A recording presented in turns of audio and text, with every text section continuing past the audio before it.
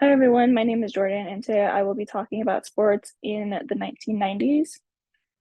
During the 90s, a lot of the newsworthiness of sports wasn't even focused on the sports themselves. It was focused on the athletes or the coaches or even the facilities that they were played in. The term "it's only a game" became meaningless, as we know today, and especially during this time as well. A lot of a lot of sports broadcasting was focused on the athletes themselves and not just the sport that they played. During this time, big business in sports also increased. This was in terms of TV contracts, focusing more specifically on CBS and college sports. During this time, CBS earned a contract of $6 billion to broadcast March Madness. In the 90s as well, were a lot of scandals. One of the biggest ones to date in pop culture during this time was the O.J. Simpson trial. O.J. Simpson was on trial for the murder of his wife and one of her friends. He was never convicted, however. Another scandal during this time was the use of steroids and muscle enhancing drugs. This was a huge problem during this time, and where a lot of the drug regulations for sports came into play. Fantasy leagues for every sports also developed in this time. One of the more popular ones, still to this day as well, was fantasy football leagues. I'm sure a lot of us can think of at least one person that's involved in a fantasy football league. My dad himself is involved in two different ones, one with his work friends and one with his childhood friends from back home. Sports memorabilia as well gained popularity during this time. At this point, one of the only things that people focused on collecting were baseball cards. This started with the baby boomer generation. Items have extended past baseball cards, however, to signed jerseys, signed posters, broken hockey sticks, used footballs and Super Bowls, etc. In 1995, ESPN hosted a biannual showcase of alternative sports. This included non-Olympic and non-mainstream events, such as skateboarding was super popular during this time. Women's sports as well began taking off and gaining more popularity and news coverage. One of the largest to date at this time was the Women's World Cup in soccer in 1999, where over 9,000 fans attended. This also extended into individual women's sports. As you see here, the Williams sisters, Serena and Venus, were super popular at this time at the start of their careers, as well as Mia Hamm, Bonnie Blair, and Lindsay Davenport. They allowed their sports to become more popular across the United States and worldwide and really launch women's sports into what they are today. As I said before, the 90s were super newsworthy and a lot of things happened in terms of sports. These are just a couple of the events that occurred during the decade.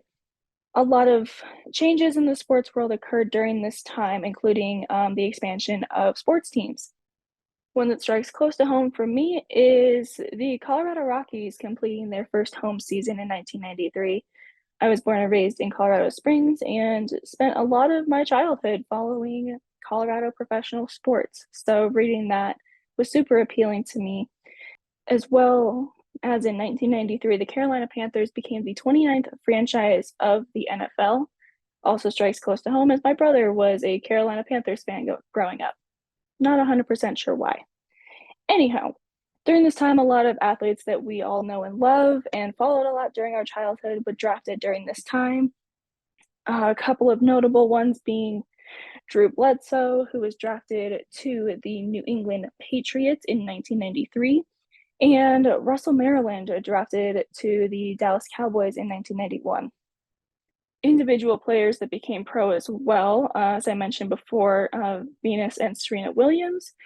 Venus Williams became pro at the age of 14 in 1994, which is one of the youngest ever. A lot of monumental and iconic wins occurred during the 1990s, starting with Tiger Woods winning the Masters in 1997, Serena Williams' first US Open win in singles in 1999, Jeff Gordon's win at the Daytona 500 in 1999 as well, and Wayne Gretzky passing Gordie Howe's record for career goals in 1994. And another one that strikes close to home for me once again is the Denver Broncos winning their first Super Bowl in 1998. Moving into the literacy work that I have selected for this presentation is a biography about Jackie Robinson, written in 1997 by Arnold Rampersad. I don't believe I said that correctly. Please forgive me. This biography tells the story of Jackie Robinson's life before, during, and after his Major League Baseball career. As a lot of us are aware, whether just through history or through the movie 42 starring Chadwick Boseman, Jackie was the first African American player in Major League Baseball. He played during the 1960s and 1970s and changed what Major League Baseball looks like to what it is today. There's a lot of controversy around Jackie Robinson playing with the Brooklyn Dodgers in the 60s, as that was a time of segregation. And at the time, a lot of African American baseball players played in the Negro League, which is where Jackie Robinson started. He played for the Kansas City Monarchs. His relationship with Branch Rickey, one of the managers for the Brooklyn Dodgers, changed the face of baseball as we know it. Rickey was the reason that Robinson played for the Brooklyn Dodgers, as he, quote, recruited him to the Brooklyn Dodgers. This quote from Robinson in this biography says, "I guess Mr. Rickey wanted to see if last season was just lucky for me, which I don't blame him. Robinson's season with the Kansas City Monarchs prior to the Brooklyn Dodgers was exceptional, and Rickey believed that he would have a really good shot with the Brooklyn Dodgers. As we all know, he pretty much did." And this quote from Branch Rickey in the book, "I want you to run wild, to steal the pants off them, to be the most conspicuous player on the field," is referring to a conversation that he had with Jackie Robinson, where he explained to him to just play as he does and make everybody know that it's not just about race, it's about who you are as a baseball player. I'm partial to this. As I said, Jackie Robinson is one of my favorite MLB baseball players and one of the greatest stories in sports history.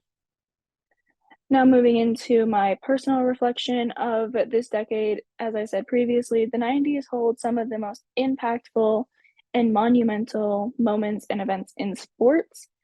The 90s, and I believe the 80s as well, are the golden era of sports. The athletes that we know and love and that we grew up with played during this time, and the stories of their careers will continue on for generations. Unfortunately, a lot of the same issues that happened in the 90s, I believe, still happen today. As I mentioned before, the use of steroids are a constant conversation being had in professional sports. As we saw in the Olympics just a few years ago, it wasn't necessarily steroids, but it was the use of marijuana on foreign soil. This will continue to be a conversation, I believe, to be had for many more decades to come. And the athletes that played during this time and even into the 2010s are beginning to retire.